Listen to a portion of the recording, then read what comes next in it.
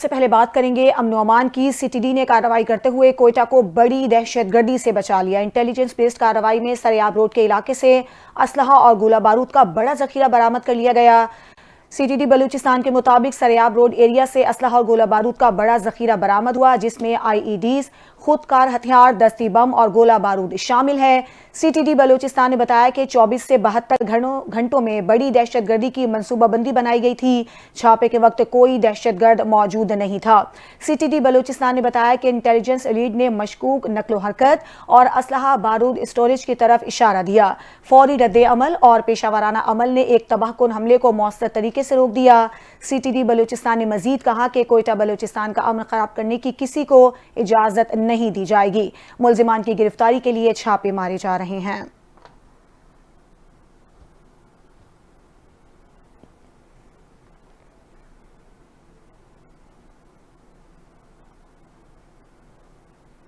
ایک اور اہم خبر یہ ہے کہ ڈونلڈ ٹرمپ کے امریکی صدر بننے کے بعد امریکی انتظامیہ کا پہلا دورہ پاکستان آئندہ ہفتے ہوگا۔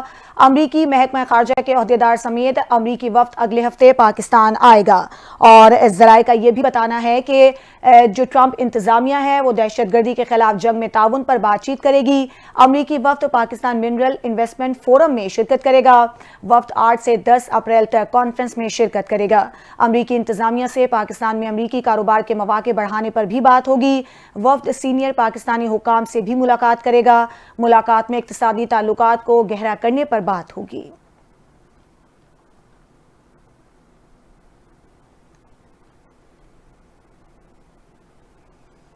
وزیر دفاع خواجہ آصف نے کہا ہے کہ 2 سال قبل پی ڈی ایم نے ووٹ آف نو کانفیڈنس کے ذریعے اقتدار حاصل کیا۔ انہوں نے کہا کہ بجلی کی قیمتوں میں 15 سے 16% کمی کا بڑا ریلیف دیا گیا ہے۔ پاکستان میں کرپشن کے کھنڈرات کے اوپر ایک عمارت کی تعمیر شروع کی گئی۔ انہوں نے یہ بھی کہا کہ ساری پارٹیز نے مل کر محنت اور جانفشانی کے ساتھ ایک امید کی کرن پیدا کی کہ یہاں $600 کا نہ ہو، خوراک کے بلوے نہ ہوں۔ یہ خوف تھا کہ آئی ایم ایف ہمارا ہاتھ پکڑے گا یا نہیں۔ شہباز شریف نے ملک دورے کیے۔ وفاقی وزیر دفاع خواجہ آصف نے سیالکوٹ میں اپنے خطاب میں کہا کہ کوئی یہ نہیں سوچ سکتا تھا کہ مہنگائی کی شرح 38 سے 1.5% رہ جائے گی۔ کل امریکہ کی اسٹاک مارکیٹ کریش کی ہے۔ پاکستان کی 1 لاکھ سے زائد پوائنٹ سے اوپر گئی۔ مختلف سیاسی پارٹیز کو اکٹھا رکھنا اور معیشت کو ٹرن اراؤنڈ کرنا کوئی آسان کام نہیں تھا۔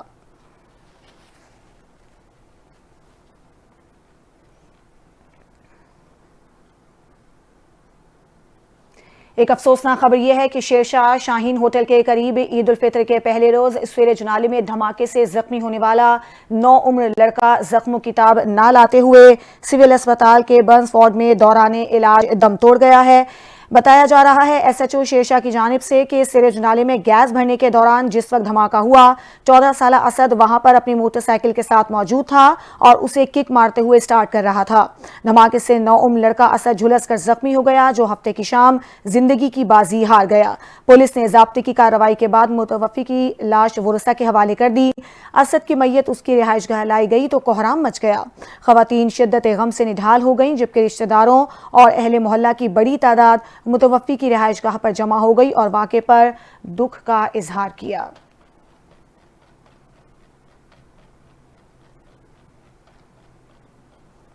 ایک اور خبر یہ ہے کہ امریکی صدر ڈونلڈ ٹرمپ اور ان کے مشیر ایلان مسک کی پالیسیز کے خلاف احتجاج۔ امریکہ سمیت مختلف ممالک میں احتجاجی مظاہرے۔ ٹرمپ حکومت کی پالیسیز کے خلاف امریکہ کی 50 ریاستوں کے ساتھ کینیڈا، برطانیہ، فرانس، جرمنی، پرتگال اور میکسیکو میں کل ملا کر 1200 مقامات پر احتجاجی مظاہروں کا انعقاد کیا جا رہا ہے۔ رپورٹ کے مطابق ہینڈز آف کے نام سے ہونے والے احتجاج کے لیے نیو یارک میں بڑی تعداد میں مظاہرین جمع ہو گئے ہیں، جبکہ واشنگٹن کے نیشنل مال کے باہر مظاہرے میں 20,000 سے زائد افراد کی شرکت متوقع ہے۔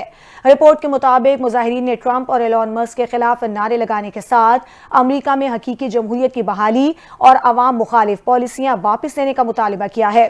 واضح رہے کہ ٹرمپ کے اقتدار میں آنے کے بعد سے ٹرمپ کے خلاف یہ سب سے بڑا مظاہرہ ہے۔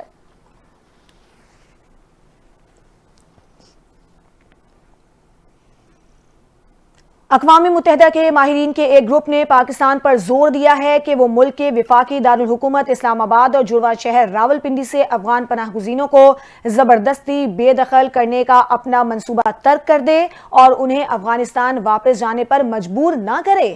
ماہرین کے گروپ نے ایک بیان میں کہا ہے کہ ہم پاکستان سے مطالبہ کرتے ہیں کہ وہ فوری طور پر افغانستان کا سفر کرنے والے افغان باشندوں کی نقل مکانی، بے دخلی، حراست اور دیگر سخت اقدامات سے گریز کرے۔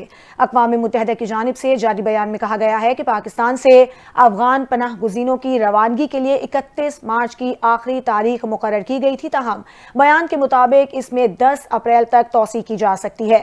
بیان میں کہا گیا ہے کہ سب سے زیادہ نقصان افغان خواتین، لڑکیوں، LGBT لوگوں، نسلی اور مذہبی اقلیتوں، سابق حکومتی اور سیکیورٹی اہلکاروں، انسانی حقوق کے کارکنوں اور میڈیا ورکرز کو پہنچے گا۔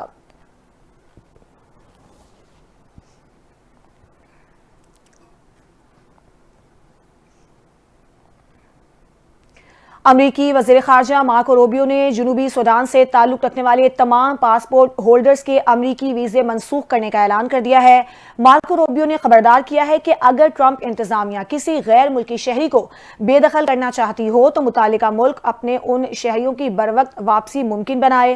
مارکو روبیو نے کہا کہ جنوبی سوڈان کی عبوری حکومت اس اصول کا احترام کرنے میں ناکام رہی ہے، اس لیے محکمہ خارجہ جنوبی سوڈان سے تعلق رکھنے والے تمام پاسپورٹ ہولڈرز کے امریکی ویزے منسوخ کر رہا ہے۔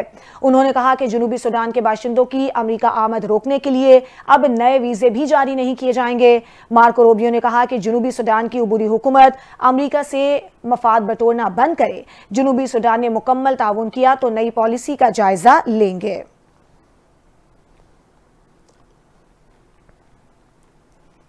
کچھ کھیل کی بات کریں گے۔ ماؤنٹ مونگانوئی میں کھیلے گئے تیسرے اور آخری ایک روزہ میچ میں بھی نیوزی لینڈ نے پاکستان کو آؤٹ کلاس کرتے ہوئے سیریز میں کلین سویپ کر لیا ہے۔ نیوزی لینڈ کی جانب سے دیے گئے 265 رنز کے ہدف کے تعاقب میں پاکستان کی بیٹنگ ایک بار پھر ناکام رہی اور پوری ٹیم 40ویں اوور میں 221 رنز پر آؤٹ ہو گئی۔ نیوزی لینڈ کو میچ میں 43 رن سے کامیابی ملی۔ پاکستان کی جانب سے عبداللہ شفیق اور بابر اعظم نے ٹیم کو 73 رنز کا اچھا آغاز فراہم کیا، لیکن پھر بھی کوئی بڑی شراکت قائم نہ ہو سکی اور بابر اعظم کے علاوہ کوئی بھی کھلاڑی 50 رنز اسکور نہ کر سکا۔ کپتان محمد رضوان نے 37 رنز کی اننگز کھیلی، جبکہ عبداللہ شفیق اور طیب طاہر نے 33 رنز کی اننگز کھیلی۔ نیوزی لینڈ کی جانب سے بین سیئرز نے 5 اور جیکب ڈفی نے 2 کھلاڑیوں کو آؤٹ کیا۔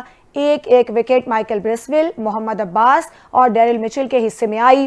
اس سے قبل نیوزی لینڈ نے بارش کے باعث گیلی آؤٹ فیلڈ سے متاثرہ میچ میں پہلے بیٹنگ کرتے ہوئے 42 اوورز میں 8 وکٹوں کے نقصان پر 264 رنز اسکور کیے۔ کیوی کپتان مائیکل برسویل 59 رنز بنا کر نمایاں رہے، جبکہ